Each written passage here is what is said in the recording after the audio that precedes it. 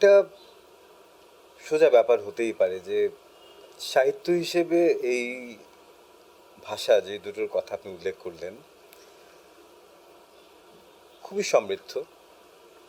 ফলে কেউ যদি তথাকথিত শুধুমাত্র সাহিত্যের ভালোবাসার জায়গা থেকেই এটা পাঠ করতে চায়, তাহলেও সেটা যথেষ্ট পরিমাণে আপনাকে পাওনা ফেরত দেবে।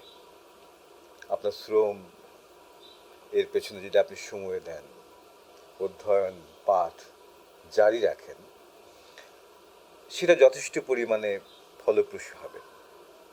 খুবই সমৃদ্ধ সাহিত্য। সাহিত্য বলতে আমি শুধুমাত্র কবিতা, গল্প বা উপন্যাস বোঝাচ্ছি না। এই ভাষাগুলো আমরা যে জমিদের মানুষ, এখন আমরা যে ইতিহাসের পর্বে বাস করছি, রাষ্ট্র, সমাজ, অর্থনীতি, প্রশাসনিক কাঠামো, যে পর্যায়ে বাস করছি সেটা তো আসলে যে কোনো কিছুর মতোই ভিন্ন ভিন্ন ইতিহাস ছিল। এবং যখন আমরা যে ইতিহাসে বাস করি সেই ইতিহাসে একটা নিজস্ব পাঠ থাকে। সেই পাঠ তার নিজের মতো করে তার অতীতকে ব্যাখ্যা করে, অতীতকে দাঁড় করায়, অতীতের পাঠ তৈরি করে। সেই জায়গা থেকেও যদি দেখেন তাহলে পেছনের দিকে তাকালেই দেখবেন যে আমি এই দুটো ভাষার যে সাহিত্যের কথা যদি বলি, সেই সাহিত্য এমন মাত্রায় বিস্তৃত যে এই জনগোষ্ঠীর গড়ে ওঠা, বেড়ে ওঠা এবং আজকে আমরা যে হালে আছি, যে অবস্থায় আছি, যে বিদ্যমান বাস্তবতায় বাস করছি, সে বিদ্যমান বাস্তবতার পেছনের ইতিহাসে তার একটা বড় ভূমিকা ছিল। শুধু বড় ভূমিকা নয়, এমন এক ভূমিকা যাকে আপনি কোনো মতে অস্বীকার করতে পারেন না। এবং এখন এই ভাষাগুলোর, এই সাহিত্যের যে পাঠ দাঁড়িয়েছে, বহুলাংশেই বোধ হয় সেই বাস্তব পাঠ এই ভাষা দুটো ধারণ করেছে অনেক ভিন্নভাবে। ভিন্নভাবে বলতে বোঝাচ্ছি যে আজকের যে উপমহাদেশ, যার আসলে একটা অবিচ্ছিন্ন ইতিহাস আছে, এবং এখন আমরা রাষ্ট্র হিসেবে অনেকগুলো ভাগে ভাগ হয়েছি, কিন্তু প্রত্যেকটা রাষ্ট্রই একটা অবিচ্ছিন্ন ইতিহাসের ধারাবাহিকতা নিজের মধ্যে ধারণ করছে। তার অনেকগুলো অংশই, যাকে সোজা কথায় বলা যায় যে সমাধিত হয়নি। ইতিহাসের অনেকগুলো অসমাধিত প্রশ্নকে আমরা দাবিয়ে রেখেছি, মোকাবেলা করি নাই। সেই অসমাধিত, মোকাবেলা না করে ইতিহাসের পাঠ যদি আপনি নিতে চান, তাহলে এই দুই ভাষার কাছে আপনাকে যেতেই হবে। এই দুই ভাষায় আমাদের অতীতের বড় একটা অংশ লিপিবদ্ধ করা আছে, ধারণ করা আছে। আমাদের চিন্তার, এই ভূমির জনগোষ্ঠীর চিন্তার, ভাবনার, দর্শনের, সমাজের সঙ্গে, জগতের সঙ্গে তার নিজের দেয়া নেয়ার যে ইতিহাস, তার বড় একটা অংশই লেখা আছে এই ভাষাগুলোর মধ্যে। ভাষা তো শুধু ভাষা নয়, সে একই সঙ্গে একটা সংস্কৃতিও বটে।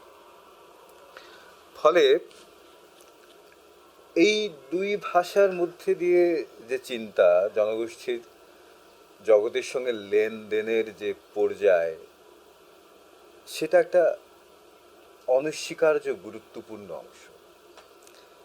এটা পাঠ করা মানে আসলে আমাদের ইতিহাসের অনেকগুলো অসমাধিত অংশকে, হয়তো এড়িয়ে যাওয়া অংশকে পাঠ করার একটা প্রস্তাবনা।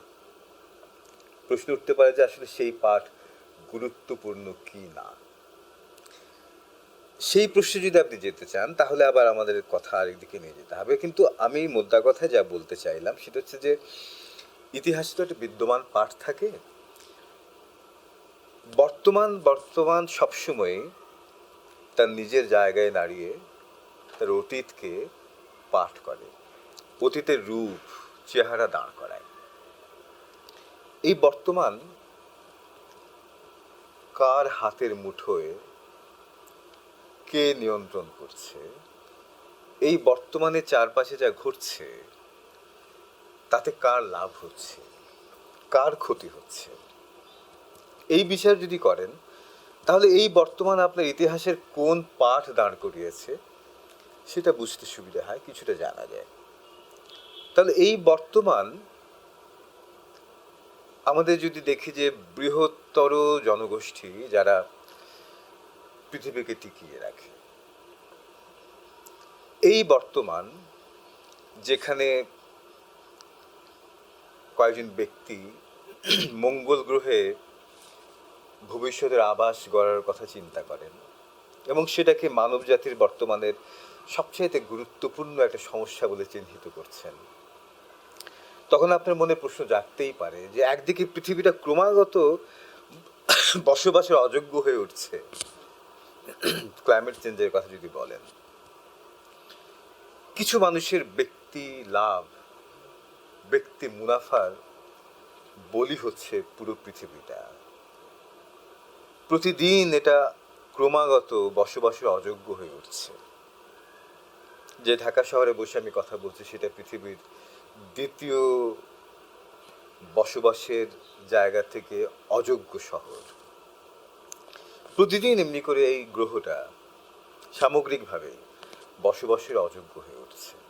অপরদিকে যখন কেউ মঙ্গল গ্রহে বসতি স্থাপন করাকে মানব জাতির অন্যতম বড় সমস্যা বলে চিহ্নিত করছে, আপনি তখন সন্দেহ করতেই পারেন, কোনো রকম কনস্পিরেসি থিওরি ছাড়াই সন্দেহ করা যায় যে তাহলে কি আমরা ধরেই নিয়েছি যে পৃথিবীটা আসলে বসবাসের যোগ্য থাকবে না, এবং যারা এটা বসবাসে অযোগ্য করছেন তারা কি ধরেই নিয়েছেন যে তাদের অন্য কোথাও পাড়ি জমাতে হবে, আর আমরা যারা রয়ে গেছি তাদের জন্য প্রচণ্ড পরিমাণে বসবাসের সম্পূর্ণ অযোগ্য একটা পৃথিবী তারা পেছনে ফেলে যাবেন। তেমন এইটা আমি সেই বর্তমানের কথা বলতে চাচ্ছি, যে বর্তমানে আমরা দাঁড়িয়ে আছি। তেমনিভাবে আমাদেরও তো একটা বর্তমান আছে, আমাদের স্থানিক, আমাদের রাষ্ট্রীয় পরিমণ্ডল বলুন, সামাজিক পরিমণ্ডল বলুন, সেখানেও তো আমরা একটা বর্তমানে দাঁড়িয়ে আছি। সেই বর্তমানটা আসলে কার লাভ, কার ক্ষতি নিশ্চিত করছে, সেটা যদি আমরা চিহ্নিত করতে পারি তাহলে বোধহয় এটাও চিহ্নিত করা সম্ভব যে এই বর্তমান যে ইতিহাসের পাঠ আপনাকে দাঁড় করিয়ে দিয়েছে সেই ইতিহাসের পাঠে আপনি সন্তুষ্ট হবেন কিনা। আর আপনার বর্তমানকে বুঝতে হলে তো আপনার নিজের অতীতকে বুঝতে হবে। ফলে আমার কাছে এই ভাষাগুলোর পাঠ আমাদের বর্তমানকে আমি সন্তোষজনক বলে মেনে নেব কি নেব না, এই চিন্তার সঙ্গে সম্পর্কিত। আমি ব্যক্তিগতভাবে এই বর্তমানে সন্তুষ্ট নই। এই বর্তমান আমাকে অসন্তুষ্ট করে, এই বর্তমান আমাকে মানসিকভাবে, মনোজাগতিকভাবে পীড়িত করে। আমি দেখতে পাই যে এই বর্তমান সংখ্যাগরিষ্ঠের মন্দ নিশ্চিত করছে, কিন্তু সংখ্যাগরিষ্ঠকে একই সঙ্গে সে দিনের পর দিন আরো বেশিভাবে নিংড়ে দিচ্ছে। ক্রমাগত সে নিঃস্ব থেকে নিঃস্বতর হচ্ছে, এবং তার এই ক্রমাগত নিঃস্ব থেকে নিঃস্বতর হয়ে ওঠা তার জীবনের প্রতিটি ক্ষেত্র, তার অবসরের প্রতিটি মুহূর্ত অন্য কারুর মুনাফার কেন্দ্র হয়ে উঠছে, মুনাফার উপকরণ, জ্বালানি হয়ে উঠছে। ফলে এই বর্তমানটাকে আমি মেনে নিতে পারছি না। তখন স্বাভাবিকভাবে আমার মনে প্রশ্ন জাগে, এই বর্তমান যে অতীতের পাঠ দাঁড় করিয়েছে সে পাঠকে কি আমরা মেনে নিতে পারি? স্বাভাবিকভাবেই বলতে হবে যে বর্তমান যদি মানতে না পারি, এই বর্তমান আমার জনগোষ্ঠীর, আমার ভূখণ্ডের, আমার চিন্তা জগতের যে অতীতকে দাঁড় করিয়েছে, যে অতীতের পাঠ দাঁড় করিয়েছে, সে পাঠকে আমি মানতে পারছি না। তখন আমার মনে প্রশ্ন আসবেই, অতীতের সেই পাঠ যা এখন দাঁড় করানো হয়েছে সেই পাঠকে কি তাহলে ভিন্নভাবে দেখবার প্রয়োজন আছে কিনা। আমার কাছে ব্যাপারটি এরকমই, যে কারণে আমি এই বর্তমানকে মেনে নিতে পারি না, সন্তুষ্ট হতে পারি না। ঠিক একই কারণে এই বর্তমানে দাঁড় করানো অতীতের পাঠকে আমি মেনে নেওয়ার কোনো সুযোগ নেই। মেনে নেওয়ার যদি সুযোগ না থাকে, শুধু অস্বীকার থেকে তো কিছু হয় না। অস্বীকারের সঙ্গে কোনো না কোনো রকমের একটা সক্রিয়তার প্রয়োজন হয়ে পড়ে। ফলে এই ভাষাগুলোর পাঠ, এটা আমার কাছে শুধুমাত্র, আবার বলি কোট আনকোট, যে সাহিত্যের পাঠ নয়। আপনি যেরকম বললেন দর্শনের পাঠ নয়। কারণ আমার কাছে আসলে সাহিত্য বা দর্শন এরকম কোনো বিভাগ করা, বিচ্ছিন্ন করা পাঠের কোনো অর্থ আমার কাছে নেই। আমার কাছে বরাবরই মনে হয় যে এই সাহিত্য, এই দর্শন, এই ইতিহাস যে মানুষ তৈরি করেছে, সেই মানুষের জীবন হচ্ছে সবচেয়ে গুরুত্বপূর্ণ পাটাতন, জমি, যেখানে দাঁড়িয়ে আপনি এই সমস্ত বিভাগগুলোকে চিহ্নিত করবেন। যাকে আপনি বলেন দর্শন, যাকে আপনি বলছেন ইতিহাস, যাকে আপনি বলছেন সাহিত্য, এই সমস্ত পাঠগুলো দাঁড়াবে যে জায়গায়, সেটা হচ্ছে মানুষ, মানুষের জীবন। কোন মানুষের জীবন? যে মানুষরা সংখ্যাগুরু, যে মানুষরা ইতিহাস তৈরি করে, যে মানুষরা ইতিহাস তৈরি করে একটা বিষাক্ত পরিত্যক্ত পৃথিবীতে পেছনে পড়ে যাওয়ার আশঙ্কায় এখন প্রতিনিয়ত আতঙ্কিত রূপে বাস করছে। ফলে আমার কাছে এই ভাষাগুলোর পাঠ, আমার কাছে বিশেষ করে আরও যদি সুচিহ্নিত করি, তাহলে এই উপমহাদেশের মানুষের মুক্তির যে চেষ্টা, সচেতনভাবে, বহুলাংশেই শুধুমাত্র বেঁচে থাকার প্রবল আদিম তাড়নায় যে লড়াই, শুধুমাত্র বেঁচে থাকার লড়াই, যার কিনা একটা খুব বড় অভিমুখ আছে। সেই অভিমুখটা হচ্ছে মানুষের ঐতিহাসিক মুক্তির লড়াইয়ের সঙ্গে যার সম্পর্ক। ফলে আমার কাছে এই ভাষাগুলোর পাঠ তার সেই ইতিহাসের পাঠের সঙ্গে সম্পৃক্ত, যে ইতিহাস তার বর্তমানের সঙ্গে সম্পৃক্ত, যে বর্তমান কেন ইতিহাসের বিভিন্ন পর্বে এতগুলো লড়াই করে আজকের অবস্থানে আসার পরেও তার মুক্তিকে নিশ্চিত করতে পারেনি, সেই প্রশ্নের সঙ্গে সম্পর্কিত। মোটামুটিভাবে এইটুকুই বলা যায় আপাতত। আপনি যদি প্রাসঙ্গিক প্রশ্ন করেন তাহলে আরো এগোতে পারি।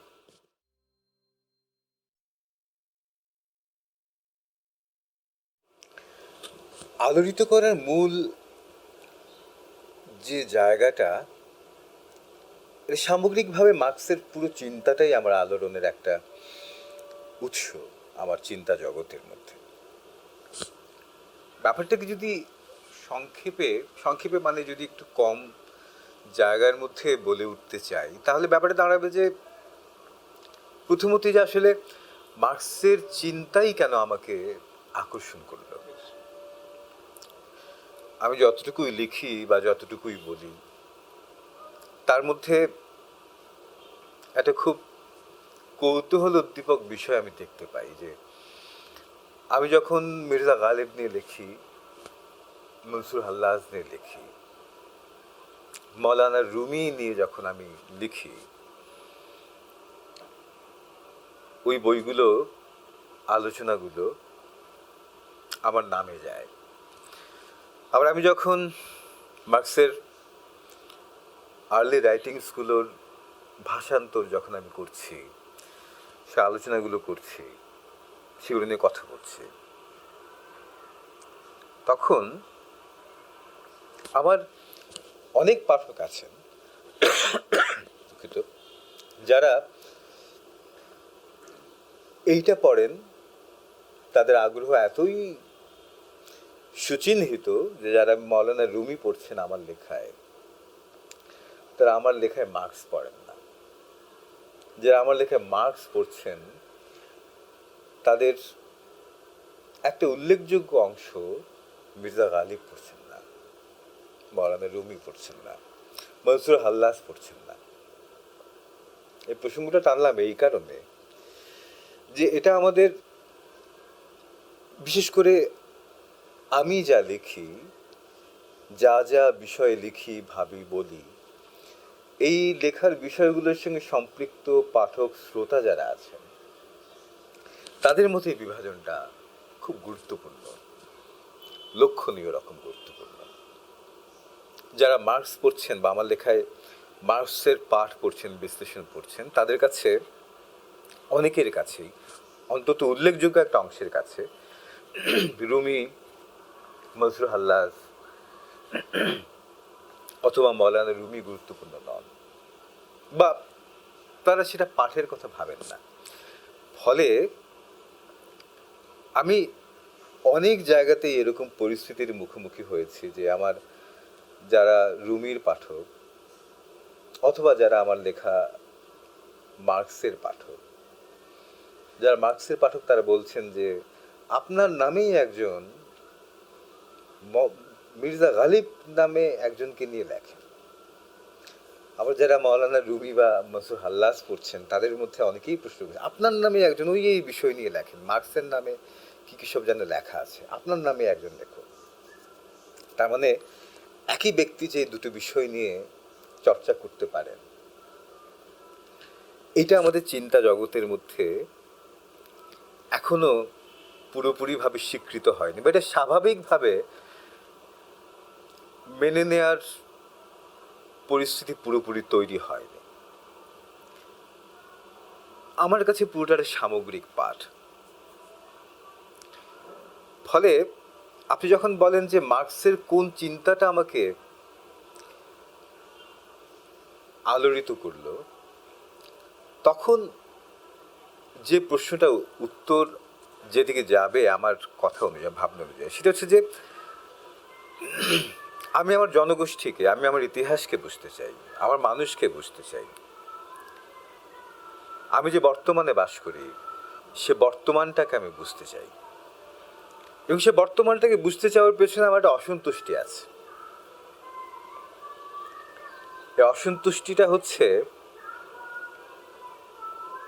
আমি বারবার দেখছি যে জনগোষ্ঠী লড়াই করছে, সে লড়াইয়ের পেছনে তার একটা আকাঙ্ক্ষা আছে। সে আকাঙ্ক্ষাটা এক একবার এক এক রূপে, এক এক চেহারায় আসছে। সেই লড়াই যদি তাকান, সে কখনো বৌদ্ধ মত অনুসরণ করেছে, এরপর সে তার নিজের মুক্তির অন্বেষণে অন্য আরেকটা পথ গ্রহণ করেছে। সেই মুক্তির আকাঙ্ক্ষাই তাকে তাড়িত করছে সেদিকে যেতে, তা বাস্তব জগতের মুক্তির আকাঙ্ক্ষা। ওই আকাঙ্ক্ষার জায়গা থেকেই সে উপনিবেশ বিরোধী লড়াইয়ে অংশগ্রহণ করেছে। সেই লড়াইয়ের জায়গা থেকেই ধারাবাহিকতা বেয়ে বেয়ে আজকে আমরা আজকের বাস্তবতায় আছি 2021 সালে। কিন্তু এতগুলো লড়াই কেন আমাদের মুক্তির জায়গাতে সন্তোষজনক কোনো জায়গায় এখন নিয়ে যেতে পারলো না? এই প্রশ্নের উত্তর খুঁজতে গিয়ে আমার বাকি সব অন্বেষণের ধারা। আপনি যদি বলেন যে মার্কস পাঠ আমার কেন, বা কেন আমি মার্কস পাঠে আগ্রহী, উদ্যোগী বা মনোযোগী হলাম, বা কেন আমি এটাকে গুরুত্বপূর্ণ মনে করি, এটা প্রাথমিকভাবে অবশ্যই এই প্রশ্নটার উত্তর যে কেন আমাদের মুক্তির অন্বেষণে, মুক্তির প্রয়াসে বারবার আমাদের লড়াই, এবং সেই লড়াইয়ে জিতে যাওয়া, কিন্তু যা চাইছি সেটা না পাওয়া, এবং কখনো কখনো যদি মনে হয় যে যেখান থেকে লড়াই শুরু করেছিলাম কখনো কোনো একটা ইতিহাসের পর্বে, যদি মনে হয় কারো এখন যে আমরা আবার তার থেকেও পেছনে চলে গেছি কিছু কিছু জায়গায়, অন্তত এটাকে বোধহয় ফুৎকারে উড়িয়ে দেওয়া যাবে না, এমন ভাবনাকে উড়িয়ে দেওয়া সম্ভব নয়। এই প্রশ্নগুলো অন্বেষণেই আমার মার্কস পাঠ, এবং এই প্রশ্নগুলোর উত্তর খুঁজতে আমাকে সবচাইতে বেশি সহযোগিতা করতে পারে মার্কসের চিন্তা। এই কারণেই মূলত আমি মার্কস পাঠ করি। এটা হচ্ছে কেন মার্কস পাঠ হয়, আমার কাছে কেন মার্কস পাঠ গুরুত্বপূর্ণ, এই জায়গায় বসে যেখানে এই প্রশ্নগুলো করার জন্য আপনারা আমার চারপাশে আছেন। এই যে বাস্তবতাটা, না, আপনি আমি মিলেই তো আমার বাস্তবতা, প্রাথমিক বাস্তবতা আমার এইটাই। এইটাকে স্বীকার করে এর মাঝখানে নিজের অবস্থানকে চিহ্নিত করেই আমাকে পরবর্তী স্তরে যেতে হবে। আমি এটাকে অস্বীকার করতে পারবো না। এটা ভয়াবহ রকমের একটা হঠকারী কাজ হবে। আবার এটার মধ্যে আটকে থাকাও একটা ততোধিক ভয়াবহ হঠকারী কাজ হবে। কিন্তু যাকে বলে যে এখান থেকে শুরু করতে হবে, এই শুরুর জায়গাটাতেই মার্কস আমার কাছে সবচেয়ে গুরুত্বপূর্ণ। প্রথমত তিনি আমাকে এমন সব প্রশ্নের এমন সব উত্তর দিতে পারেন যে উত্তরগুলো আমাকে অন্য কোনো ভাবনা দিতে পারে না। এখানে আমি খারিজপন্থী নই। এই চিন্তা গ্রহণ করতে গেলে আমাকে ওই চিন্তা বাতিল করতে হবে, আমি ওই রকম চিন্তা সমর্থন করি না। ব্লেস পাস্কেল নামে একজন দার্শনিক, গণিতবিদ, বিজ্ঞানী, ধর্মতাত্ত্বিক ছিলেন। তিনি একটা অসাধারণ কথা বলেছিলেন তার পসে নামে একটা রচনার মধ্যে, যে বিভিন্ন রকমের দার্শনিক ধারণা, ঘরানা যেগুলো আছে, প্রত্যেকটা ঘরানার ব্যাখ্যাই সঠিক, কিন্তু তার সিদ্ধান্তটা ভুল। তার মানে যখন কোনো একটা দার্শনিক চিন্তা সমাজের মধ্যে জন্মায়, সমাজের মধ্যে বহাল কোনো একটা বাস্তবতা যা বিরাজ করে, অনস্বীকার্য কোনো একটা বাস্তবতার কারণেই ওরকম একটা চিন্তার জন্ম নেয়। ওই চিন্তাটা সমাজের মধ্যে বহাল ওই রকম একটা বাস্তবতাকে চিহ্নিত করে। ফলে আপনি ওই চিন্তাটাকে যখন আপনি পাঠ করবেন, চর্চা করবেন, তখন আপনি সমাজের মধ্যে কোনো একটা বিদ্যমান বাস্তবতাকে চিহ্নিত করছেন।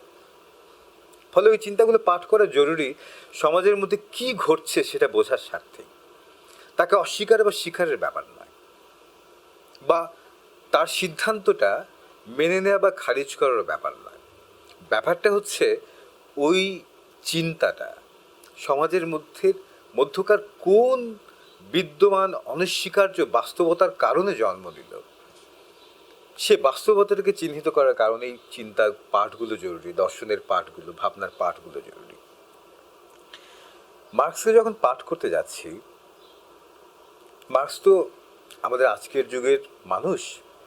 আজকের যুগ মানে যে পৃথিবীতে আমি বাস করি, যে পৃথিবীতে যদি প্রকৃত অর্থে অর্থের মূল্যে, কেনা বেচার মূল্যে, মুনাফা হওয়ার মূল্যে যার বিচার হয় না, তার কোনো মূল্যই নেই। মূল্য কথাটা খুব গুরুত্বপূর্ণ একটা ব্যাপার। মূল্য নেই বলতে আসলে বোঝাচ্ছি তার কোনো দাম নেই।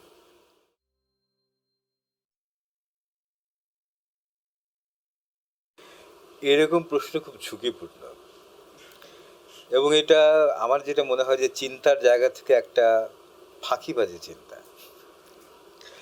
আলস্যেরও পরিচায়ক বটে। এরকম কঠোরভাবে তিরস্কারের পরেও যদি আপনি জানতে চান, সেক্ষেত্রে আমি বলবো যে আপনি যেভাবে উত্তর দিতে আচ্ছা, না, আমার মনে হয় যে হ্যাঁ, মাঝে মধ্যে তো আপনার আসলে মানে দীর্ঘ পথ চলার আগে পথের প্রান্তে আপনি কি পেতে পারেন তার একটা নমুনা হাজির যে কেউ চাইতে পারে। এই জায়গা থেকে মেনে নিলাম, ঠিক আছে, এই প্রশ্নে আপনার মতো করে একটা উত্তর দেওয়ার চেষ্টা করা যাক। সেটা হচ্ছে যে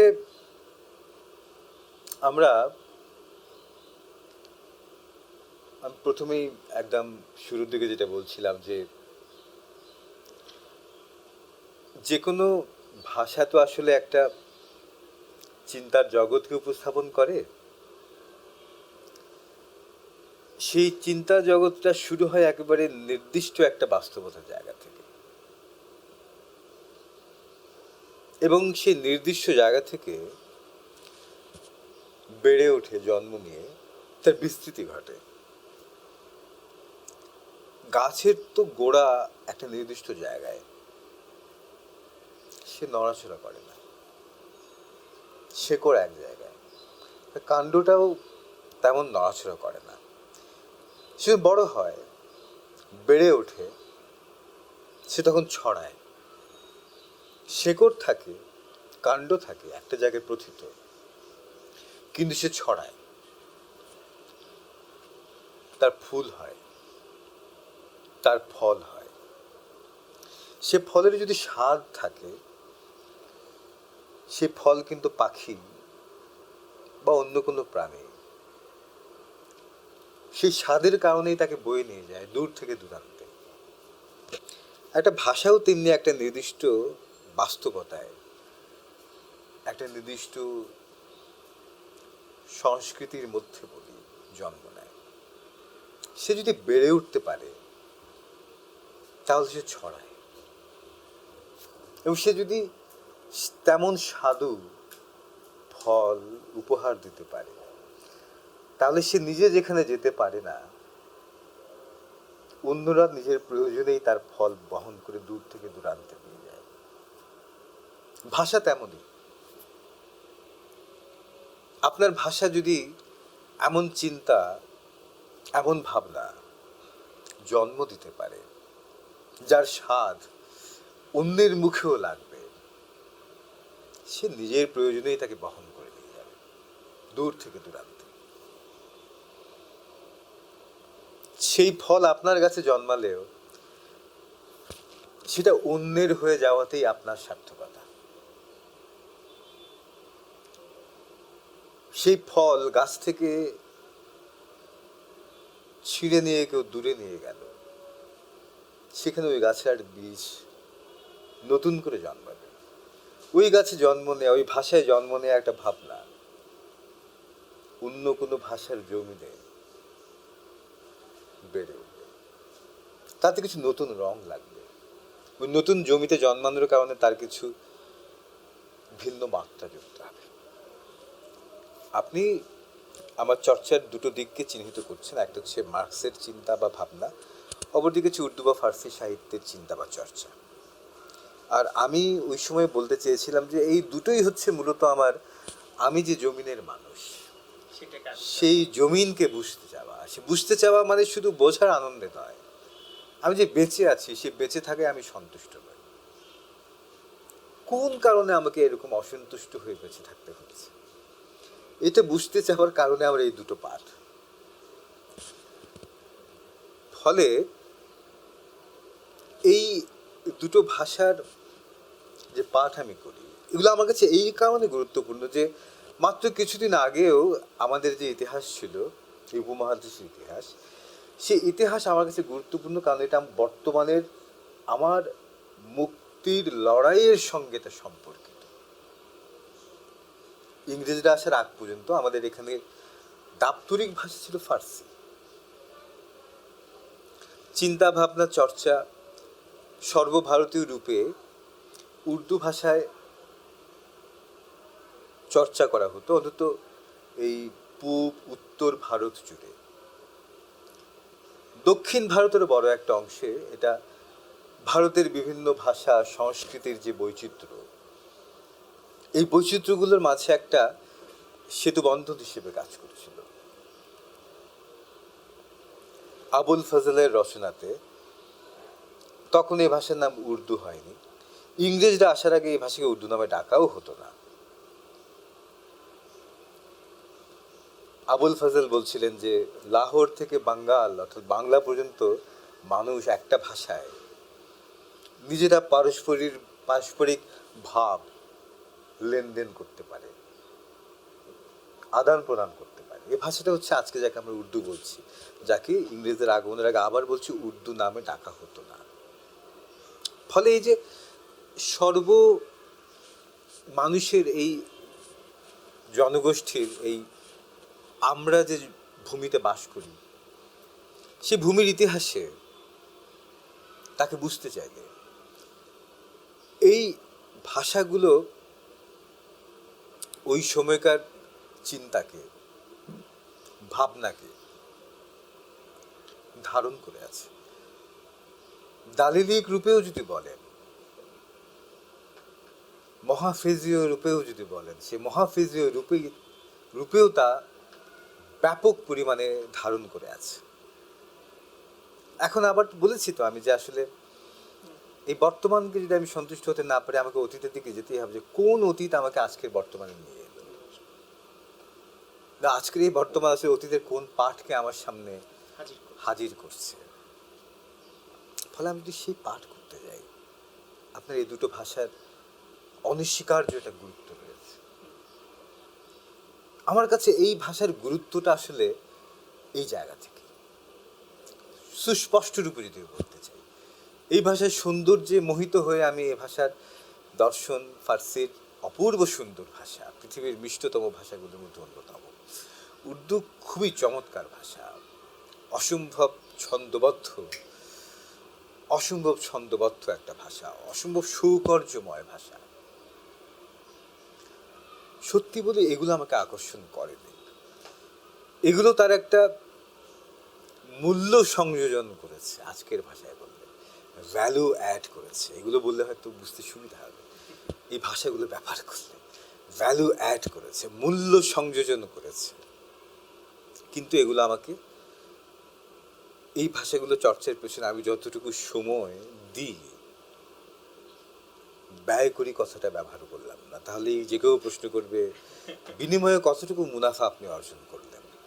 কোনো মুনাফা আমি অর্জন করিনি। এই জন্য বললাম যে যতটুকু সময় আমি দিতে পেরেছি, দিতে পারি, তার পেছনে কারণ কিন্তু এই ভাষাগুলোর সৌন্দর্য নয়, তার সৌকর্য নয়, তার অলঙ্কারময়তা নয়, তার প্রকাশের যে বৈশিষ্ট্য সেটা নয়। তার মূল কারণ হচ্ছে এই ভাষাগুলোর মধ্যে আমি আমাদের ইতিহাসকে পাঠ করতে গেলে, এই ভাষাগুলোর মধ্যে যেভাবে আমার ইতিহাসটা গাঁথা আছে, দালিলিক রূপে, মহাফেজীয় রূপে, অন্তত যদি এই কথাও বলতে চান, এই দুটো ভাষা ছাড়া আপনি আপনার ওই অতীতটাকে পাঠ করবার কোনো সুযোগ নেই। এছাড়াও বাদ দিন আপনি, কেন উর্দু ভাষাতেই 1947 দেশভাগের সর্বোৎকৃষ্ট সাহিত্য কেন উর্দু ভাষাতেই লেখা হলো? এটাও তো একটা প্রশ্ন হয়ে উঠতে পারে আপনার সামনে। কেন এই ভাষাতেই, মানে যাকে বলে তকসিম আদব, তকসিম মানে হচ্ছে ভাগ, দেশভাগ, পার্টিশন লিটারেচার, তকসিম আদব কেন একটা আলাদা শাখাই হয়ে গেল উর্দু ভাষাতে? তকসিম আদব, দেশভাগ সাহিত্য কেন উর্দুতেই শুধুমাত্র এই সাহিত্যটা দাঁড়ালো এমন প্রবলভাবে? এটাও কি একটা প্রশ্ন করবার বিষয় হতে পারে বলে মনে হয় আপনাদের কাছে? আমার কাছে এটা মনে হয় এটা একটা, মানে উত্তর চাইতে পারার মতো একটা প্রশ্ন।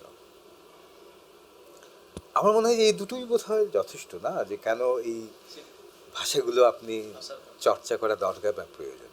এরপরেও যদি জানতে চান তাহলে আশঙ্কা আছে যে আমি হয়তো এখন কবিতা পড়া শুরু করে দেবো, মীর বা গালিব বা ফ্যাজ বা তাদের কবিতা পড়া শুরু করে দেবো। আপাতত সেদিকে যাচ্ছি না। আমার ধারণা সেটা আপনাদের মানে উদ্দেশ্য সিদ্ধির ক্ষেত্রে, লক্ষ্য করে দেখুন শব্দটা, উদ্দেশ্য সিদ্ধি, মুনাফা না, দাম না বা লাভ না, উদ্দেশ্য সিদ্ধির ক্ষেত্রে খুব একটা কাজে দেবে না। রাবেদ ভাই, এবার আমরা আমাদের আলোচনাটা একটু ভিন্ন দিকে নিতে চাই। সেটা হলো এই যে ইতিহাস বা হিস্ট্রি অ্যাজ এ ডিসিপ্লিনকে আপনি কিভাবে দেখেন? এই প্রশ্নটা করার কারণ হলো যে হিন্দি এবং উর্দু আলাদা ভাষা নয়, এই শিরোনামে আপনার একটা ভিডিও পাওয়া যায়। কিংবা আপনি সিপাহী বিদ্রোহের সময় কুরবানি ঈদ পালন নিয়ে আপনি প্রথমত একটা লেখা লিখেছিলেন। তো সেখান থেকে আমরা যে চিত্রটা পাই এবং বর্তমান ভারতের হিন্দুত্ববাদীদের আরএসএস বা বিজেপি তাদের যে ন্যারেটিভ, সেটা সম্পূর্ণ বিপরীত। ঠিক একই প্রবণতা আপনি দেখবেন পাশ্চাত্যে, সেখানেও আপনি জর্ডান পিটারসন, বেন শাপিরো এরকম প্রমুখ ডানপন্থী যারা আছেন তাদের আপনার গ্রেকো রোমান সিভিলাইজেশন কিংবা জুডায় ক্রিশ্চিয়ান ট্র্যাডিশন এইসবের ধোয়া তোলায় তারা আজ ভার্সেস দেম একটা ন্যারেটিভ তৈরি করছে। অর্থাৎ এবং বাংলাদেশেও ইতিহাস নিয়ে অনেক জলঘোল আছে, মুক্তিযুদ্ধের ইতিহাস নিয়ে। অর্থাৎ আমি যেটা জানতে চাচ্ছি, এরকম একটা ক্রিটিক্যাল সময়ে এসে হিস্ট্রি বা ইতিহাস কে আপনি কিভাবে দেখছেন? এরকম একটা ক্রিটিক্যাল জায়গায় এসে, সময়ে এসে আপনি কয়েকটা নাম টানলেন, যে নামগুলো খুবই প্রাসঙ্গিক নাম বর্তমানে সময়ে। এখন ইতিহাস যে চর্চা, ইতিহাস চর্চাটা আসলে এখন এমন একটা জায়গায় গিয়ে দাঁড়িয়েছে বর্তমান সময়ে। এক একটা পক্ষ, সেই পক্ষগুলো কার পক্ষ,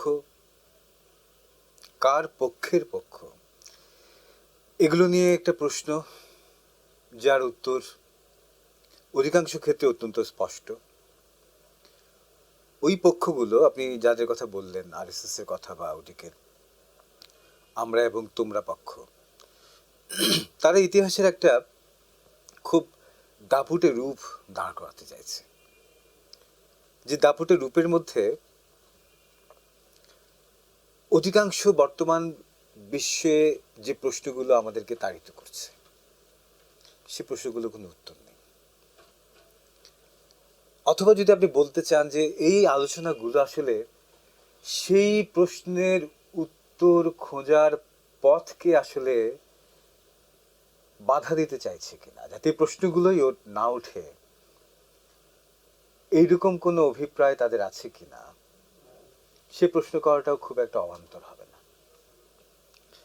ফলে আপনি যখন আজকে ইতিহাস চর্চার কথা বলছেন, তখন ইতিহাস চর্চাটা হয়ে গেছে অনেকটা এরকম যে একটা দাপুটে রূপ দাঁড় করানো হচ্ছে।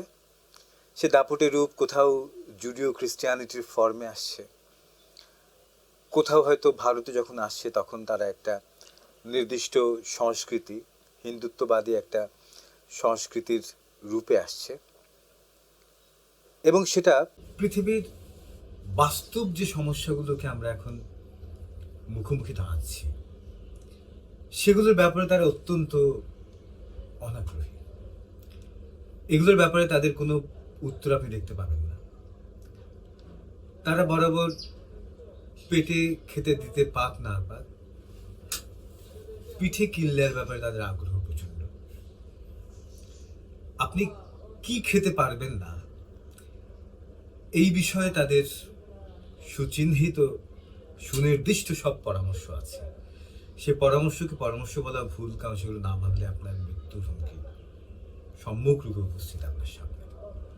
কি খেতে পারবেন না সেটার ব্যাপারে তাদের উত্তর আছে, কিন্তু আপনি কি খাবেন যখন আপনার খাবার নেই, সেই প্রশ্নের উত্তর তাদের কাছে নেই।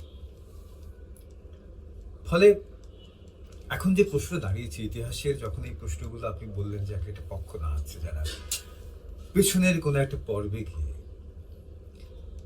বর্তমানকে দাঁড় করাতে যাচ্ছে, তার রূপ বা তার চেহারা, তখন অবধারিত রূপেই যে প্রশ্নগুলো আমার বর্তমানে উপস্থিত, যে প্রশ্নগুলো আমার সামনে, আমার একেবারেই হাতের কাছের যে সমস্যা,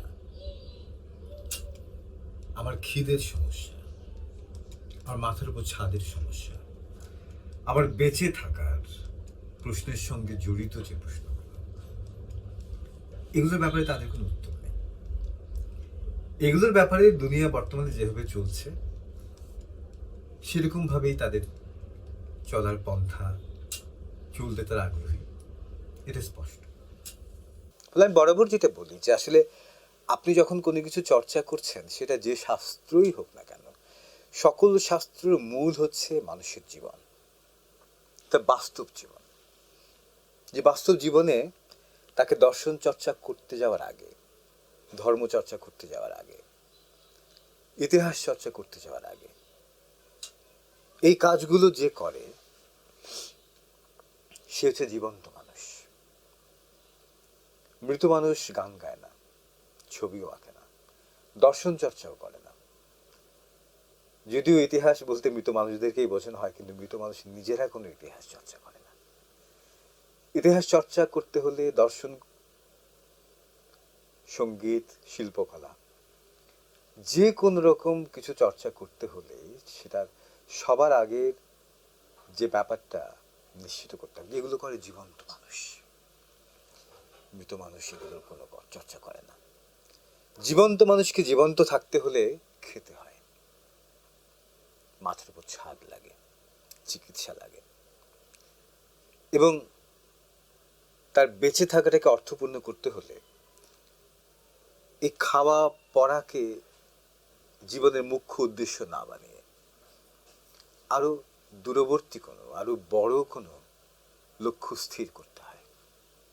মার্কসের ভাষায় যেখানে মার্কস বলেছেন যে মানুষের জীবনকেই মানুষ নিজেই নিজের উদ্দেশ্য হয়ে উঠবে। ফলে যখন আমি ইতিহাস চর্চার দিকে তাকাই, সে যে কোনো কালেই হোক না কেন, আমার কাছে প্রশ্নটা গিয়ে দাঁড়ায় যে আসলে সেটা সে জীবন্ত মানুষদের বেঁচে থাকার ক্ষেত্রে কি উত্তর দিচ্ছে সে। যে প্রশ্নগুলো আমি করতে চাই জীবন্ত মানুষের বেঁচে থাকার জন্য, যে জীবন্ত মানুষ না হলে পৃথিবীর কোনো জ্ঞান, দর্শন, সঙ্গীত কোনো কিছুরই চর্চা সম্ভব নয়, যেগুলো শুধুমাত্র জীবন্ত মানুষই করতে পারে, সেই মানুষের জীবন্ত থাকার শর্ত যে প্রশ্নগুলোর মধ্যে দিয়ে চিহ্নিত হবে, সেই প্রশ্নগুলোর ব্যাপারে এই ইতিহাস চর্চা কি উত্তর দিচ্ছে, এটা হচ্ছে আমার বিবেচনার প্রশ্ন। এবং সেক্ষেত্রে বোধহয় আমি আগেও কিছু কথা বলেছি যে ওগুলোতে ওই প্রশ্নগুলোর উত্তর তারা দিচ্ছে না, বা ওই প্রশ্নগুলো যে উত্তর তারা দিচ্ছে সে উত্তরগুলো আদতে এই সমাজে কার কাজে লাগছে। যে সংঘাত সৃষ্টি হচ্ছে এই ইতিহাসের ব্যাখ্যার মধ্যে দিয়ে, ইতিহাস চর্চার মধ্যে দিয়ে, ইতিহাসের এই পাঠের মধ্যে দিয়ে, সে চর্চা কার কাজে লাগছে, এই প্রশ্নগুলো উত্তর যদি আমরা খুঁজি তাহলে আমার মনে হয় ইতিহাস চর্চার যে ধারাগুলোর কথা আপনি বললেন সে ধারাগুলোর ব্যাপারে একটা আন্দাজ আমরা করে নিতে পারবো।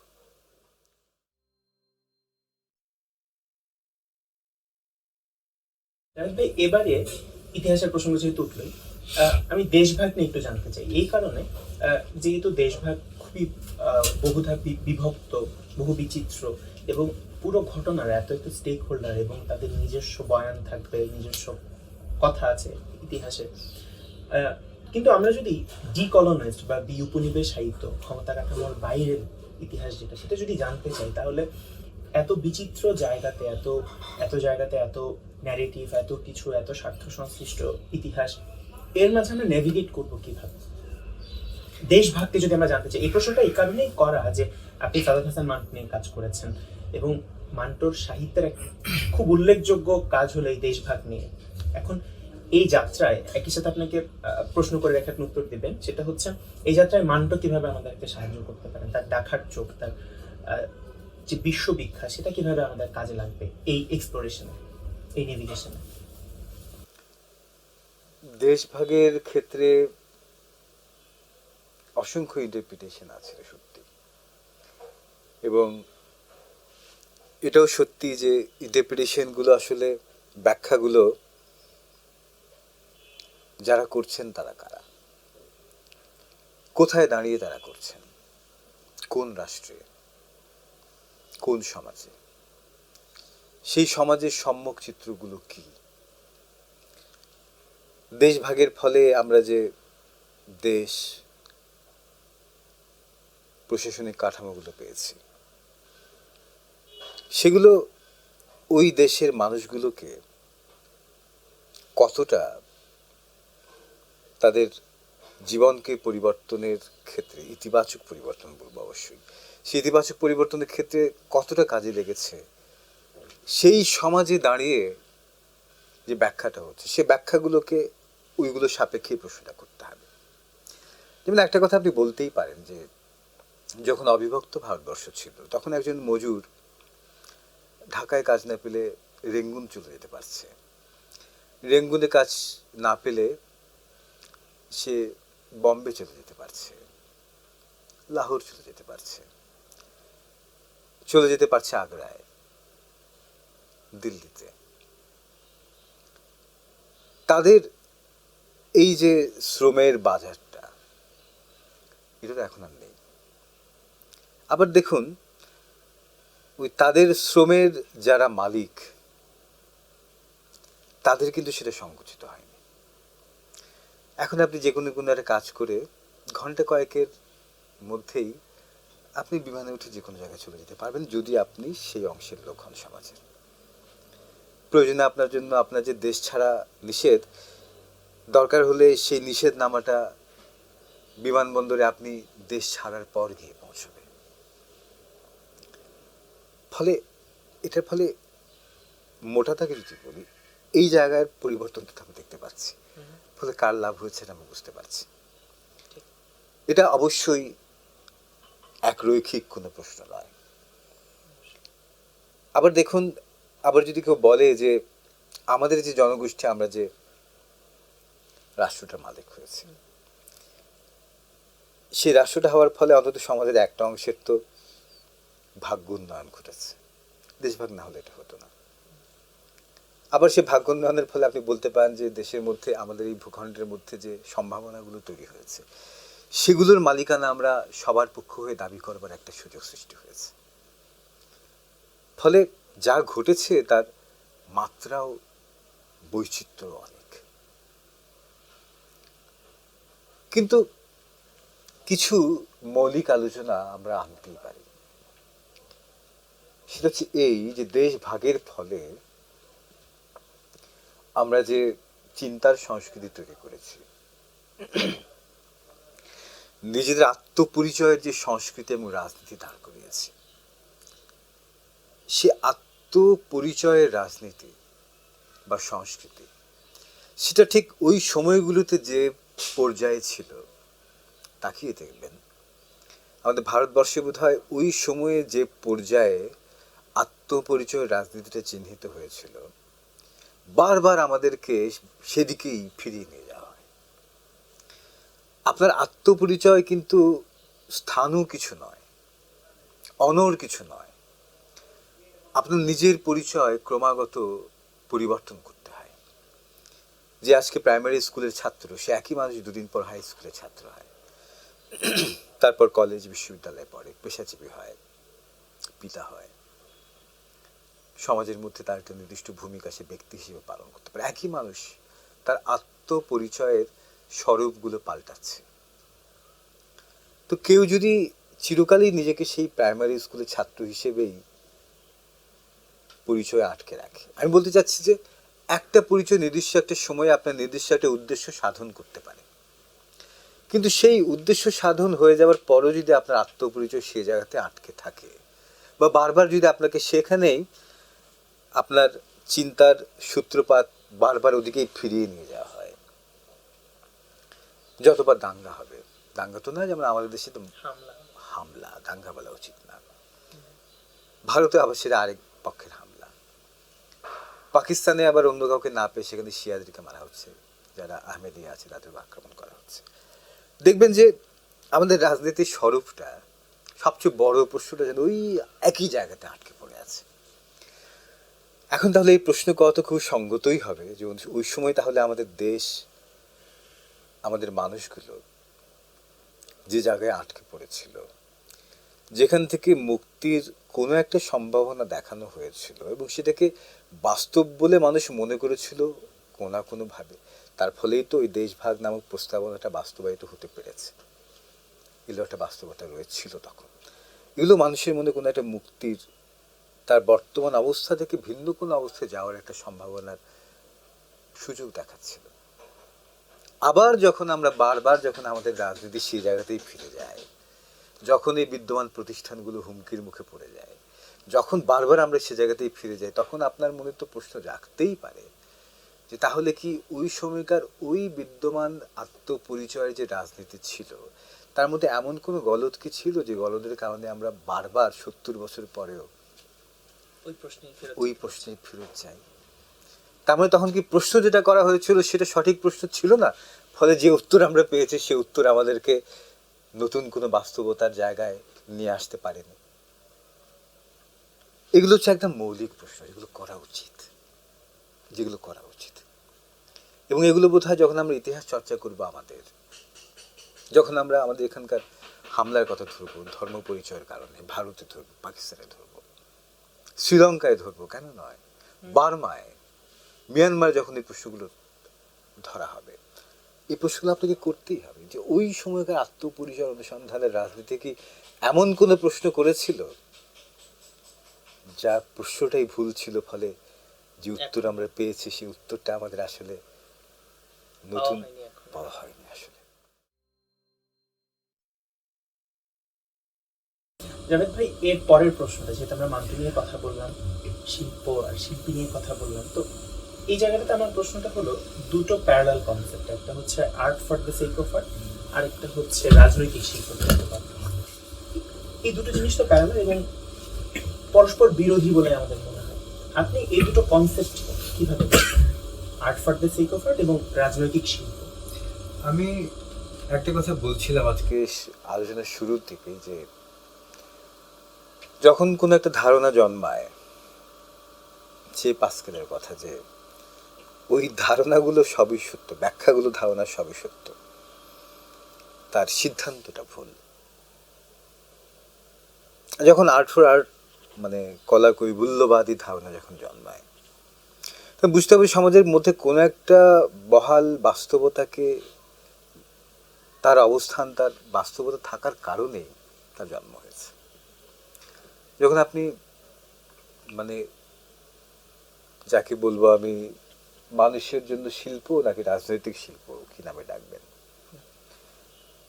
যখন তার প্রসঙ্গে আপনি আনছেন, তখন বুঝতে হবে যে এটার প্রাসঙ্গিকতা সমাজের মধ্যে আছে, তার জন্ম নেওয়ার কারণ আছে। ফলে এটাকে ঠিক খারিজ করার ব্যাপার না কোনোটাকে। কি কারণে কার জন্ম হলো, এই অনুসন্ধানটা, এই পর্যালোচনাটা বরং বেশি জরুরি। আলোচনা বা সমালোচনা না, পর্যালোচনা। মার্কস ক্রিটিক বলতেন, মার্কস, CRITIQ ক্রিটিক। সেই ক্রিটিকটা হওয়া দরকার। এই ধারণাগুলো জন্ম কেন হলো, লক্ষ্য করে দেখবেন যে মার্কসের যখন আপনি ফয়ারবাখকে নিয়ে থিসিসগুলো পাঠ করছেন, সেখানে মার্কস ভাববাদের প্রসঙ্গে বলছেন যে ভাববাদের মধ্যে এমন কিছু ধারণা রয়েছে, তার মধ্যে এমন কিছু একটা আছে যেটা বহাল, যে স্থূল বস্তুবাদ যেগুলোকে ধারণ করতে পারছে না, সেগুলো বিকাশ ঘটছে বা সেগুলো পাওয়া যাচ্ছে ভাববাদী চিন্তার মধ্যে, ধারণার মধ্যে। খুব কৌতূহলোদ্দীপক একটা বিষয়। তার মানে আপনি যখন কোনো একটা ধারণাকে চর্চা করতে গিয়ে তাকে খুব কাঠামোগত করে ফেলছেন, তখন তার মধ্যে একটা আটসার ভাব জন্মে যায় এবং আপনার মধ্যে একটা প্রবণতা জন্ম দিতে পারে তখন, যে ওই কাঠামোর বাইরে যা পড়ে যাবে তাকে অসত্য, অপ্রয়োজনীয় বলে চিহ্নিত করার। জীবন প্রবহমান। মার্কস নিজেও বলতেন যে ধূসর তত্ত্বের বাইরে সজীব সবুজ জীবনের পক্ষে। জীবন প্রবহমান, সে তো কাঠামোর মধ্যে আটকায় না। নির্দিষ্ট একটা সময়ে নির্দিষ্ট একটা বাস্তবতাকে বুঝতে হলে আপনার সেই কাঠামো কাছে দেবে, কিন্তু সে যেন প্রতি মুহূর্তে নিজেকে পার হয়ে, নিজেকে অতিক্রম করে সজীব থাকতে পারে, এটা খুবই গুরুত্বপূর্ণ বিষয়।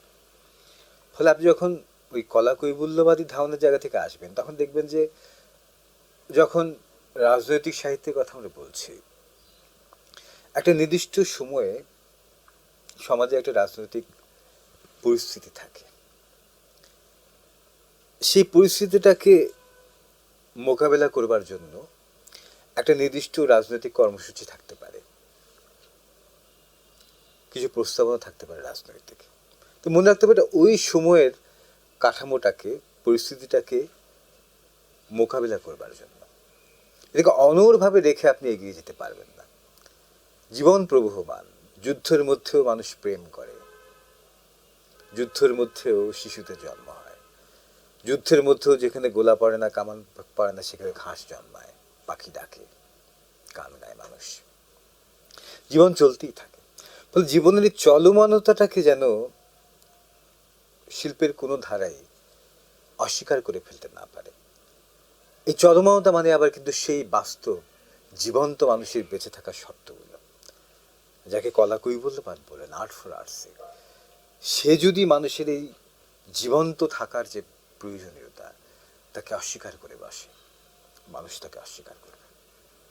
আবার মানুষ যে বেঁচে থাকে যুদ্ধের সময়ও গান গায়, ভালোবাসে, এই বাস্তবতাকে যদি আবার ওই রাজনৈতিক সাহিত্য স্বীকৃতি দিতে না পারে, মানুষ তার প্রতি আগ্রহ হারাবে। মোদ্দা কথা, শিল্প বা সাহিত্য যাই বলুন না কেন, সেটা জীবন্ত মানুষের জন্য। জীবন্ত মানুষ তাকে তৈরি করবে, তাকে ধারণ করবে, তার প্রয়োজনেই তার তৈরি। বেশ, জাহেদ ভাই, এবার যেটা জানতে চাইবো সেটা হচ্ছে পুরো পৃথিবীতে, বর্তমান পৃথিবীতে উৎপাদন শক্তির বিকাশ, বৈশ্বিক ভূ রাজনীতি, শ্রেণী সংগ্রাম, যেভাবে বলি না কেন, এবং বাংলাদেশে তার প্রেক্ষিতে একটা মানে এই যে ক্রোনি ক্যাপিটালিজমের দৌরাত্ম্য, তার প্রেক্ষাপটে বাংলাদেশে একটা নব্য ধনী শ্রেণীর উত্থান হয়েছে। ফলে তাদের তাদের একটা ভিন্ন চাহিদা হচ্ছে, তাদের একটা জীবন বাস্তবতা তো আছে। সেটার প্রেক্ষিতে আসলে আমরা বলতে পারি, সেটা মোটা দাগে বলতে পারি যে বাংলা ভাষা ভাষা হিসেবে তার গুরুত্ব হারাচ্ছে। আমাদের দৈনন্দিন ব্যবহারিক ভাষার ক্ষেত্রে সেটা খুব প্রবলভাবেই আমরা দেখতে পাই। তো আপনি অনুবাদ সাহিত্যের একজন একনিষ্ঠ কর্মী, আপনি কাজ করে যাচ্ছেন, এই ব্যাপারটা আপনার কতটা ভাবায়, আপনি কিভাবে দেখেন, কিভাবে মূল্যায়ন করেন এই বাস্তবতাকে?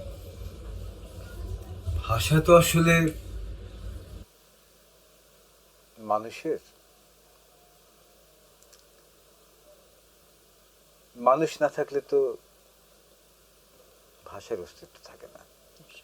ওই ভাষায় কথা বলার মানুষগুলো আছে বলেই একটা ভাষা থাকে। ফলে একটা মানুষ, ওই সমাজের মানুষগুলোর, আমি অবশ্যই বলবো সংখ্যাগরিষ্ঠ মানুষগুলোর নিজেদের জীবনের উপর কতটা নিয়ন্ত্রণ আছে তার উপরেই নির্ভর করে ওই মানুষের মুখের ভাষার উপর তাদের কতটা নিয়ন্ত্রণ আছে। মোদ্দা কথা, ওই ভাষাটা আসলে কতটা স্বাবলম্বী, শক্তিশালী হবে। ভাষা বিশ্ববিদ্যালয়ে টেকে না। ভাষা বিশ্ববিদ্যালয়ে এসে মানে যাকে বলে সোজা কথায় ফসিলাইজড হয়। বিশ্ববিদ্যালয়ে ভাষার জন্ম হয় না, প্রতিপালনও বিশ্ববিদ্যালয়ের পক্ষে সম্ভব না। ভাষা জন্ম নেয়, বেঁচে থাকে, টিকে থাকে রাস্তায়, পথে, নৌকোর ঘাটে, রেল স্টেশনে, কারখানায়। রাস্তায় হাত পেতে ভিক্ষুক করা ভিক্ষুকদের মুখের ভাষায় ভাষা টিকে থাকে। ভাষা টিকে থাকে। আমি এখান থেকে নেমে গিয়ে রিক্সায় যখন উঠব, তখন রিক্সা ড্রাইভারের সঙ্গে যে ভাষায় দামাদামিটা করব, বাজারে গিয়ে যখন বেগুনের দাম শুনে, বর্তমানে আমি রিক্সাতে এখন, আপনারা তো যখন যাবেন বাজারে এবং যে কোনো জিনিসের দাম জানতে চাইলে আটকে উঠবেন, ওই আটকে ওঠার যে ভাষা, আপনার মুখ দিয়ে যে হাহাকার বের হয়ে আসবে, এটাই বাস্তব ভাষা। এটাই বাস্তব ভাষা। ভাষা এখানেই জন্ম হয়। জিনিসের দাম শুনে, চালের দাম বেড়ে গেলে আপনি যে ভাষায় হাহাকার করেন, ভিক্ষুক যে ভাষায় চিৎকার করে ভিক্ষা চায়, শ্রমিক যে ভাষায় তার বকেয়া পড়ে থাকা বেতনের দাবি জানায়, ভাষার জন্ম সেখানে, ভাষা টিকেও থাকে সেখানে। এবং এই মানুষগুলো যেভাবে বেঁচে থাকে, ভাষাও সেভাবেই বেঁচে থাকে। ফলে আপনি এই মানুষগুলোর জীবনের মধ্যে কোনো পরিবর্তন আনবেন না। তাহলে একই হাহাকার করে যাবে বছরের পর বছর, একই জীবন তারা কাটাবে, তাদের জীবনে কোনো পরিবর্তন ঘটবে না। কিন্তু ভাষার উত্তরোত্তর সমৃদ্ধি ঘটবে, এটা সম্ভব না। যেহেতু ভাষার যত, আমাদের কোন শব্দ ব্যবহার করলে এটা বাস্তব সবচেয়ে ভালোভাবে বলা যাবে, তার হীনাবস্থা ঘটছে আমাদের ভাষার। এই হীন অবস্থা আসলে আমাদের সমাজের যারা আসল মানুষ, যারা ভাষাকে জন্ম দেন, টিকিয়ে রাখেন, তাদের বাস্তব হীনাবস্থারই প্রতিফলন হচ্ছে আমাদের ভাষার হীনাবস্থার মধ্যে দিয়ে। আপনার ভাষা, আপনার সমাজের মানুষগুলো যারা এই ভাষাটায় কথা বলে, তারা সম্মানিত নন, তাদের জীবনের নিরাপত্তা নেই, তারা পোকামাকড়ের চেয়েও বাজে জীবন যাপন করবেন। আর তাদের মুখের ভাষা কেমন করে উত্তরোত্তর সমৃদ্ধি ঘটবে, এটা সম্ভব নয়। আবার যারাই সমাজে ভালো আছেন, তাদের মুখের ভাষা বাংলা নয়, তাহলে বাংলা ভালো থাকতো। কিন্তু যারা ভালো থাকেন, আর যাদের ভালো থাকার কারণে সমাজের বিশাল অংশটা ভালো থাকেন না, তাদের জগৎ তো আলাদা, তারা ভিন্ন জগতে বাস করেন। উৎসটা আসে এক জায়গা থেকে, সম্পদটা জন্ম হয় এক জায়গা থেকে, কিন্তু তাদের মুখের ভাষা আলাদা। তারা ওই ছোট লোকদের ভাষায় পড়ালেখা করেন না, কিন্তু তাদের হাতে তো সমস্ত কিছুর মালিকানা। তো ফলে মালিকদের ভাষা যতদিন বাংলা না হচ্ছে, তবে বাংলার দুর্গতি কাটবে না। বা বলা উচিত, বাংলা ভাষার যারা মালিক আসলে, তারা যতদিন না ক্ষমতার মালিক হতে পারছেন, ততদিন বাংলা ভাষার দুর্গতি কাটবে না।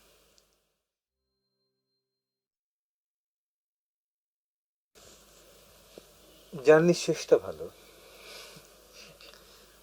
জার্নিটা নিঃসন্দেহে ভালো না। ফসলটা যখন রান্না হয়ে পাতে উঠবে, এটা ভালো। তার আগের পর্বটা সুখকর না। জলে ভিজতে হয়, কাদায় পা রাখতে হয়, রোদে পুড়তে হয়। এটা আপনি তখনই করতে পারবেন যখন আপনি জানবেন আপনার শেষ ফলটা আপনি আদতেই চান কি চান না। শেষ ফলটা পাওয়ার জন্য যদি আপনার ধরে আকুলতা থাকে, তাহলে